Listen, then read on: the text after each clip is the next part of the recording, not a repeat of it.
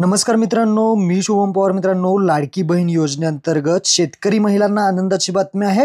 लाडकी बहीण योजनेअंतर्गत 500 रुपये त्यांच्या बँक खात्यामध्ये जमा झालेले आहेत. तुम्ही तुमच्या बँक खात्यामध्ये 500 रुपये आलेले आहेत का नाही चेक करा. आता तुम्ही म्हणाल कोणत्या शेतकरी महिलांना हे पैसे जमा झालेले आहेत, तर लक्षात ठेवा, PM किसान योजनेअंतर्गत जे महिला शेतकरी लाभ घेत आहेत, तसेच नमो शेतकरी योजनेअंतर्गत महिला शेतकरी लाभ घेत आहेत, त्यांना 500 रुपये प्रत्येक महिन्याला देणार आहे सरकार, अशी घोषणा अगोदरच केली होती. आता या PM किसान योजनेअंतर्गत लाभार्थी महिला आहेत, नमो शेतकरी योजनेअंतर्गत लाभार्थी महिला आहेत, यांच्या बँक खात्यामध्ये तुम्ही पैसे आलेले चेक करू शकता. 500 रुपये जमा झालेले आहेत. आता महिलांना मी थोडक्यात इथे समजून सांगतो की हे जे पैसे आहेत ते कशा प्रकारे तुम्हाला मिळत आहेत. तर इथे पहा, लाडकी बहीण योजनेअंतर्गत वर्षाला 18,000 रुपये हे मिळणार आहेत.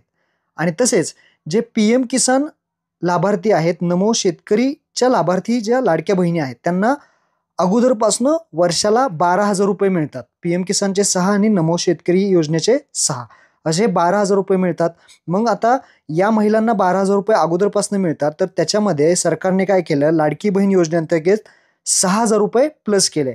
6,000 रुपये याच्यामध्ये अजून तुम्हाला देण्यात आले. म्हणजेच आता इथे जर पाहिलं, 18,000 रुपये हे सुद्धा वर्षाला झालं. म्हणजे लाडकी बहीण योजना आणि PM किसान आणि नमो योजना हे दोन्हीचे जर पाहिले तर 18,000 रुपये केलेले आहेत. आता हे 6,000 रुपये अजून ॲड झाले, म्हणजेच याचे 12 महिन्याचे झाले, महिन्याला 500. म्हणजे महिन्याला 500 आणि 12 महिन्याचे 6,000 रुपये झाले. मग अशा प्रकारचा हा जो फरक आहे, तो फरक देण्यासाठी 500 रुपये या PM किसान आणि नमो शेतकरी महिलांच्या बँक खात्यामध्ये जमा केलेले आहेत. थोडक्यात माहिती तुम्हाला सांगितली, ही माहिती समजली असेल.